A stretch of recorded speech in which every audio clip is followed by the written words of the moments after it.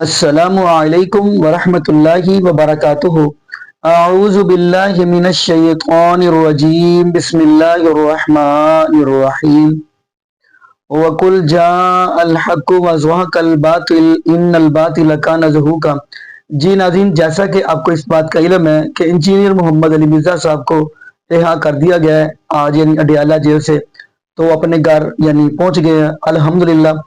لیکن ناظرین، آپ کو یہ بھی بتاتا چلوں، آج سے چند سال قبل بھی انجینئر محمد علی مرزا صاحب کو گرفتار کیا گیا تھا۔ لیکن ناظرین، ہمیشہ میں ایک جملہ یہ بات کہتا چلوں، جو بندہ موحد ہوتا ہے نا، اس کے اوپر پریشانی دکھ مصیبتیں آتی ہوتی ہیں، لیکن موحد کا ہمیشہ بھروسہ ایک اللہ رب العالمین کی ذات پر ہوتا ہے۔ تو یہ بتاتا چلوں، پہلے بھی ان کو گرفتار کیا گیا تھا، ان کے بعد جب یعنی ان کی رہائی ہوئی، اس کے بعد انہوں نے ایک گفتگو کی تھی، لیکچر دیا تھا بڑا ہی کمال کا اپنے اسٹوڈنٹ کو۔ تو ناظرین، میں چاہتا ہوں آج آپ کو وہ لیکچر سنواؤں، یقین مانیے آپ حیران ہوں گے کہ کتنا یعنی یہ نرم دل والا بندہ۔ اور اگلی بات یہ بھی بتاتا چلوں، یہ وہ بندہ ہے جس بندے نے یہ بات کہی ہے کہ رب العالمین کا قرآن ہمیں اس بات کا درس دیتا ہے، اور نبی پاک صلی اللہ علیہ وسلم کا فرمان ہمیں یہ درس دیتا ہے۔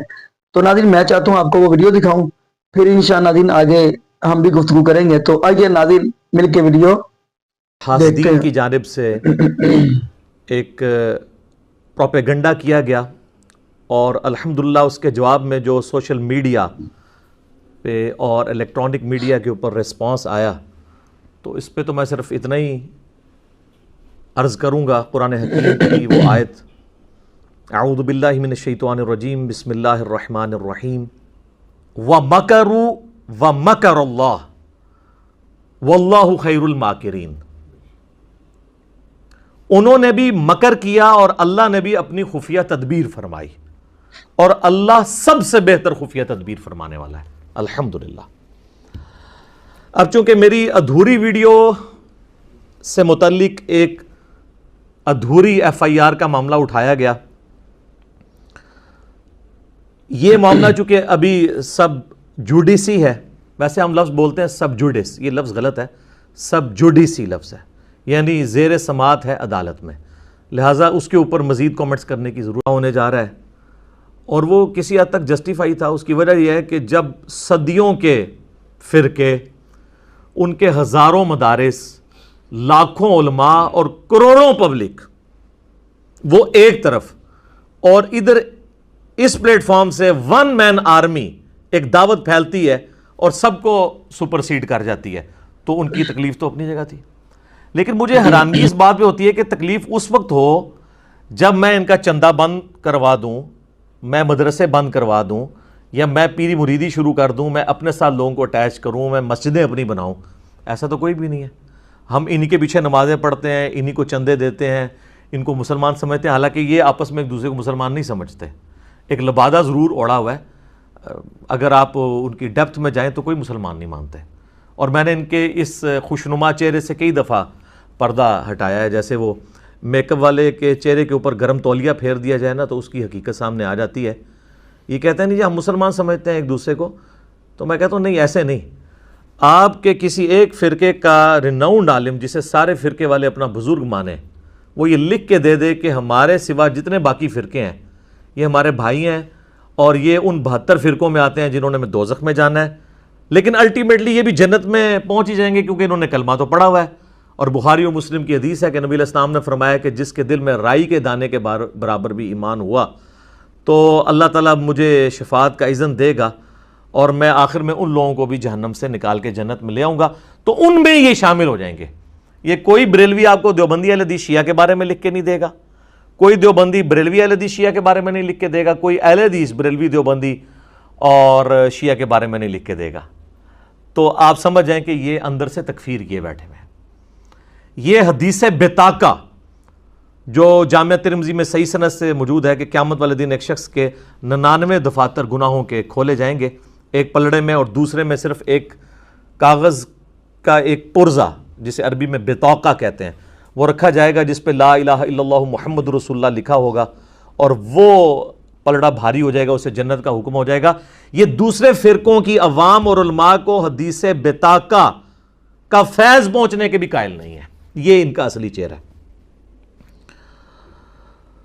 تو ہم اس لیے کوئی ان کے لیے سخت الفاظ استعمال نہیں کرتے, صرف ریکویسٹ ہی کرتے ہیں کہ مرنے سے پہلے اے مسلمان کر لے اس پہ غور, کتابوں کا خدا اور ہے, بابوں کا خدا اور, کہنے کو تو دین سب کا اسلام ہے, لیکن کتابوں کا جہاں اور ہے, بابوں کا جہاں اور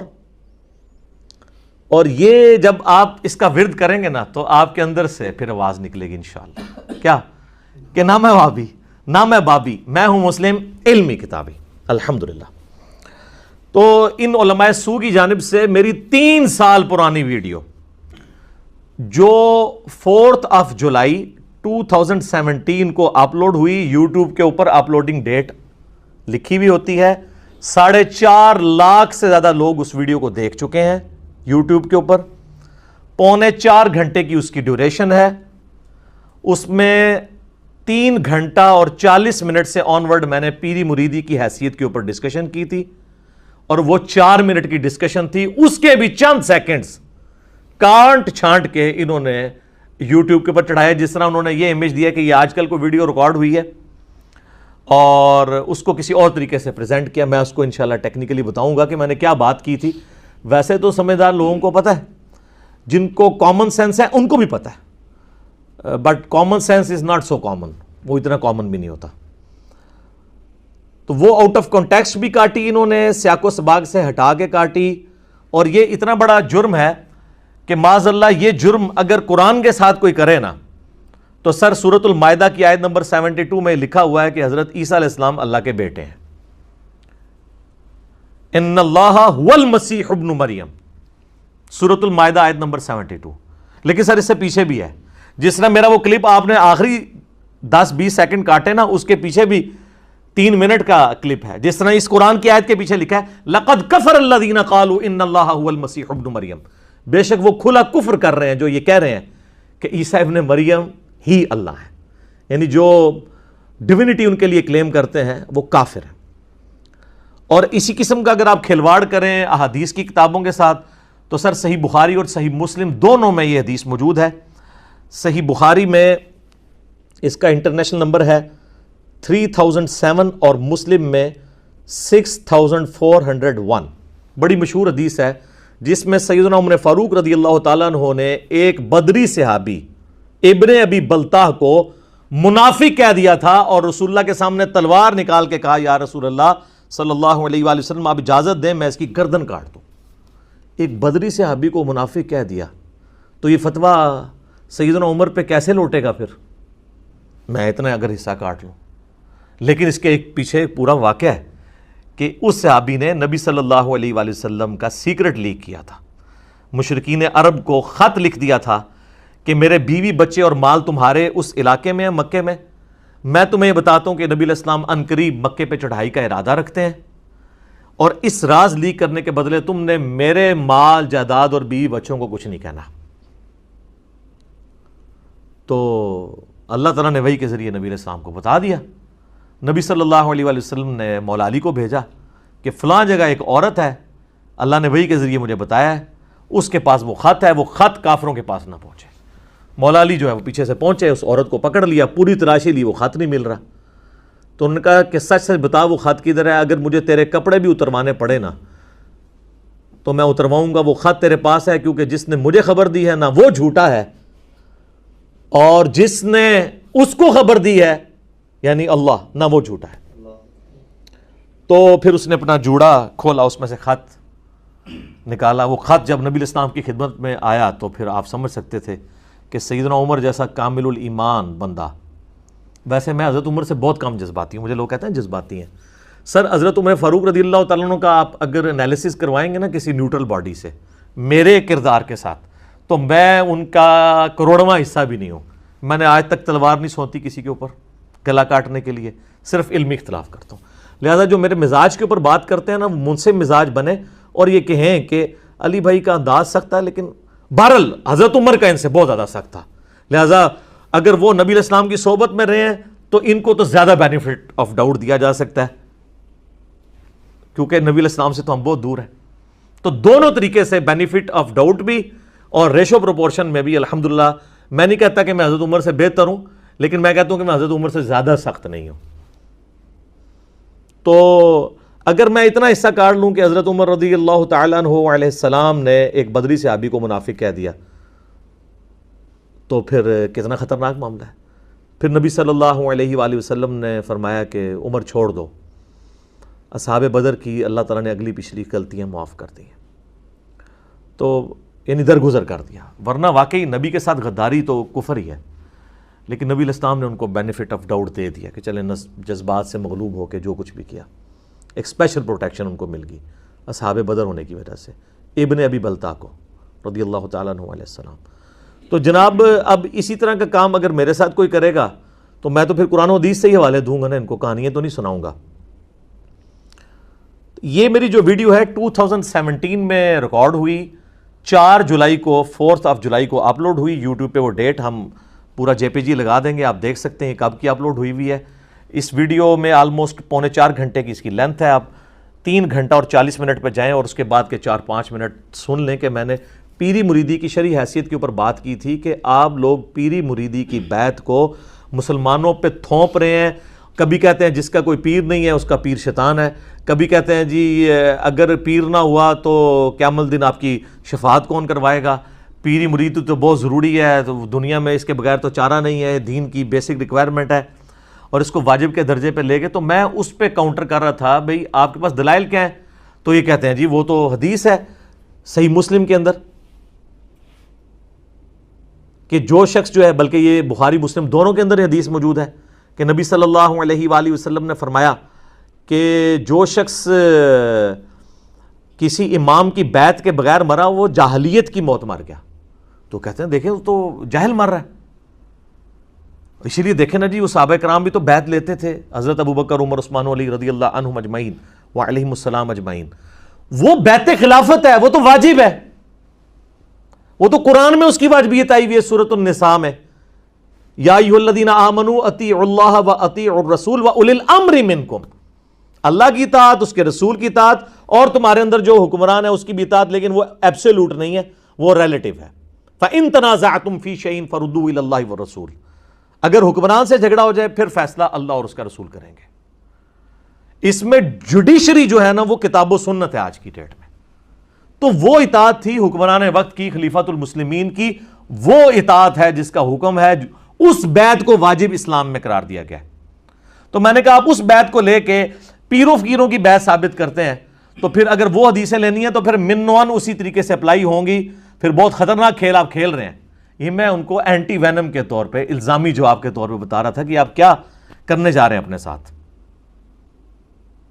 کیونکہ صحیح مسلم کے اندر اوپر تلے کتاب الامارہ چیپٹر میں کئی ایک احادیث ہیں، اس میں سے سب سے کریٹیکل حدیث جو ہے وہ 4799 ہے کہ نبی صلی اللہ علیہ وآلہ وسلم نے فرمایا جب ایک خلیفہ کی بیعت ہو جائے اور اس کے بعد کوئی دوسرا خلیفہ اپنی بیعت لینے کی کوشش کرے اس کی زندگی میں، تو جو دونوں میں پہلے والا ہے اس کی بیعت کو اسٹیبلش مانا جائے اور دوسرے کو قتل کر دیا جائے، کیونکہ مسلمانوں کی جمعیت کو توڑ رہا ہے. یہ اوپر تلے کئی احادیث ہیں، مسلم شریف میں کتاب الامارہ چیپٹر کھول کے نا اس کے ساتھ ساری باقی احادیث پڑھیں. تو میں نے اس میں کہا تھا کہ اگر آپ پھر یہ والی حدیثیں اپلائی کرنی ہے من و ان، تو اس کا تو مطلب یہ ہے کہ دنیا میں جتنے پیر ہیں ان کو کسی ایک پیر پہ متفق ہونا پڑے گا اور باقیوں کو کیا کرنا پڑے گا. ظاہر ہے اب یہ حدیث کے اندر لکھا ہوا یہ تو سب کو پتہ ہے. اور اس میں میں نے کہا اب اگر پاکستان میں دیکھیں تو 2 بڑے بڑے بزرگ ہیں جو میرے ایکس ٹیچرز بھی ہیں، میں نے آج تک ان کا نام بھی کبھی بدتمیزی سے نہیں لیا. ہمیشہ کہتا ہوں طاہر القادری صاحب، الیاس قادری صاحب، اور میں نے کہا کہ وہ ٹاپ آف دا لسٹ ہیں تو ان دونوں میں سے کسی ایک کو پھر شہید کرنا پڑ جائے گا. لفظ میں نے شہید استعمال کیا ہے تو مجھے یہ شہید لفظ استعمال کرنے انٹینسٹی کو شو کر رہا ہے کہ میں ان کے قتل کے اوپر نہیں کسی کو ابھار رہا، میں الزامی جواب دے رہا ہوں. ورنہ آپ جس کو قتل کروانا جاتے ہیں، جس کو آپ فسادی سمجھتے ہیں، مسلمانوں کی جمعیت توڑنے والا سمجھتے ہیں، اس کے لیے آپ لفظ شہید استعمال کرتے ہیں یا یہ استعمال کرتے ہیں کہ کتے کی موت مارو اسے. یہی کرتے ہیں نا. تو شہید لفظ ہی وہ اس کلپ کے اندر بھی 10 سیکنڈ میں شہید کا لفظ ہے. اور یار یہ لوگ تو دوسروں کے مولویوں کے لیے شہید کا لفظ نہیں بولتے. کوئی دنیا میں بریلوی پروڈیوس کریں جو حاق نواز جنگوی کو شہید کہا جائے، مر جائے گا نہیں کہے گا کیونکہ وہ دوسرے فرقے کا. کوئی دنیا کا بریلوی ریناؤنڈ عالم ڈھونڈے جو اشرف تھانوی کو رحمت اللہ علیہ کہہ جائے اور کوئی دیوبندی عالم ڈھونڈے ریناؤنڈ جو احمد بریلوی کو رحمت اللہ علیہ کہہ جائے، یہ اپنوں کو کہتے ہیں رحمت اللہ علیہ، دوسرے کہتے ہیں مرحوم.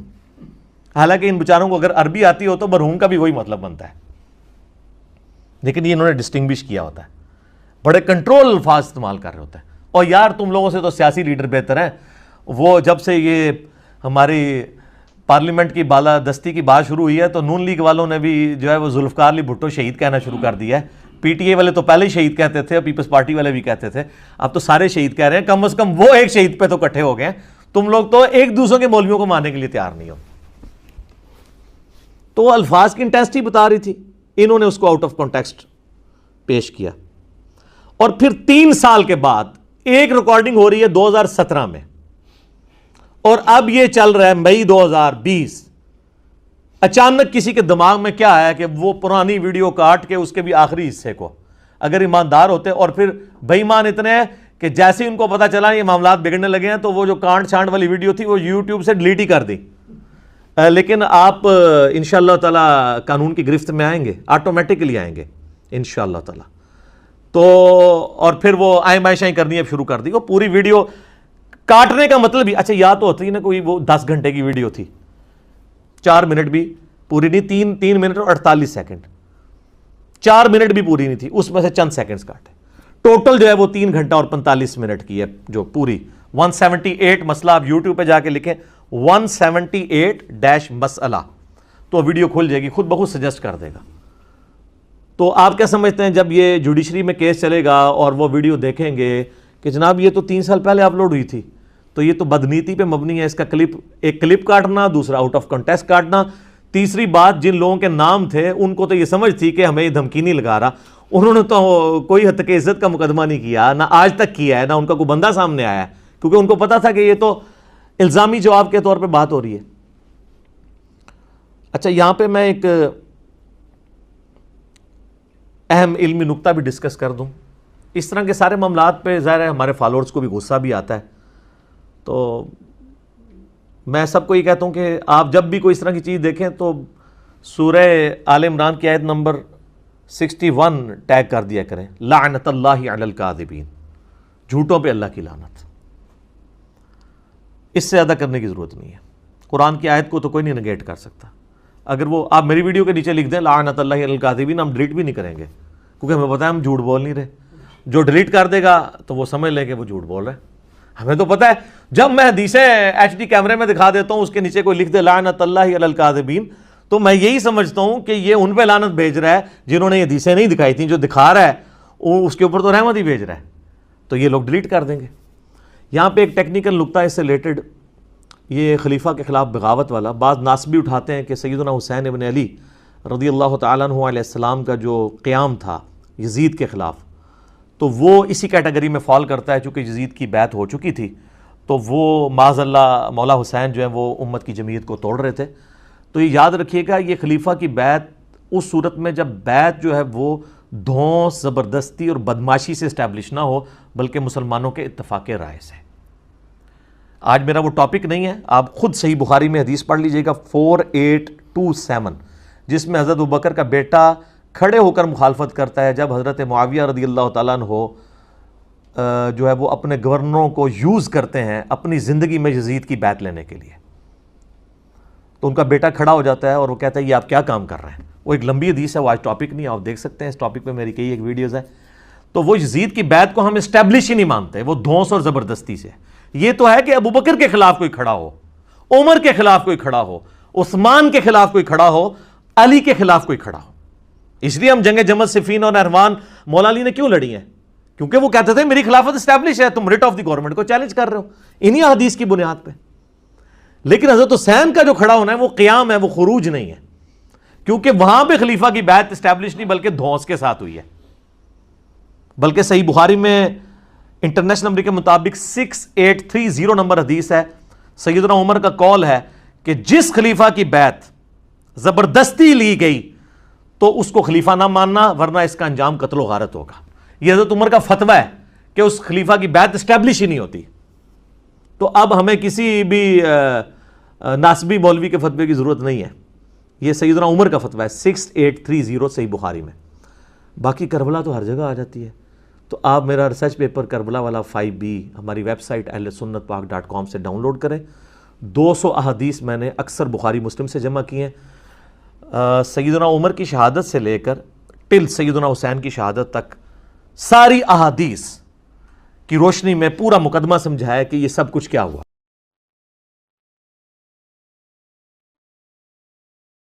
جی ناظرین، آپ نے یہ ویڈیو ملاحظہ فرمائی.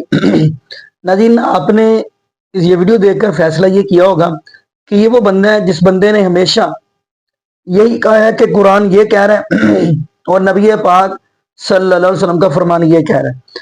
تو ویسے بھی حدیث بھی ہمیں یہ اس چیز کا ہی درس دیتی ہے.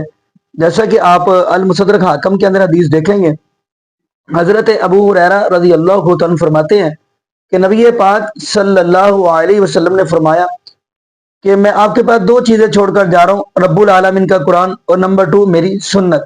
یہ دونوں ایک دوسرے جدا نہیں ہو سکتے حتیٰ کہ میرے حوض پر آ جائیں گے.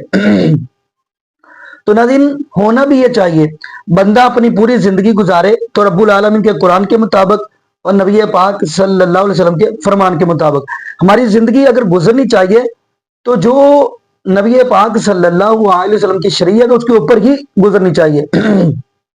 لیکن اگر آپ دیکھیں گے بندہ ہر کوئی محب رسول کا دعویٰ تو کرتا ہے، عاشق رسول کا دعویٰ کرتا ہے، لیکن ابھی مزہ تو تب ہے جب ہم اپنی پوری زندگی نبی پاک صلی اللہ علیہ وسلم کے طریقہ کے مطابق گزاریں.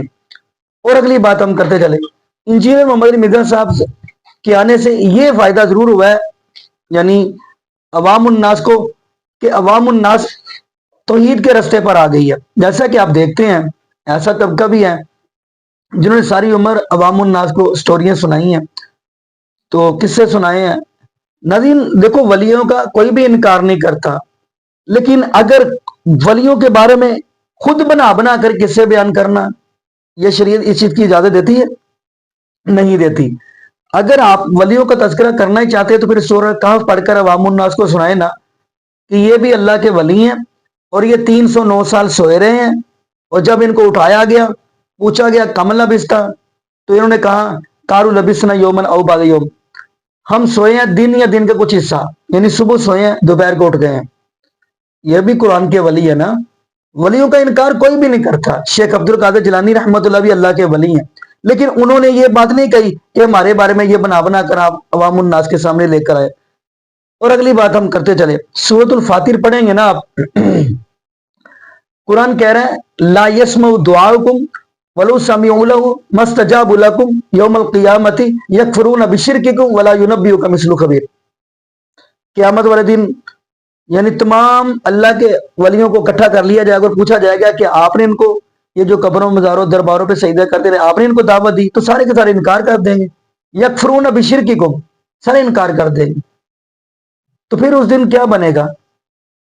جبکہ اب کچھ لوگ یہ کہتے ہیں یہ جو آیتیں آپ پڑھتے ہیں نا یہ جی بتوں کے بارے میں، تو ندی پھر سورہ اعراف کی 194 آیت پڑھ لیں. تو وہاں پہ تو اللہ رب العالمین نے فرمایا کہ جن لوگوں کو تم پکارتے ہو اللہ کو چھوڑ کر وہ تو آپ کی طرح بندے ہی ہیں. پھر اس آیت کے بارے میں کیا کہیں گے؟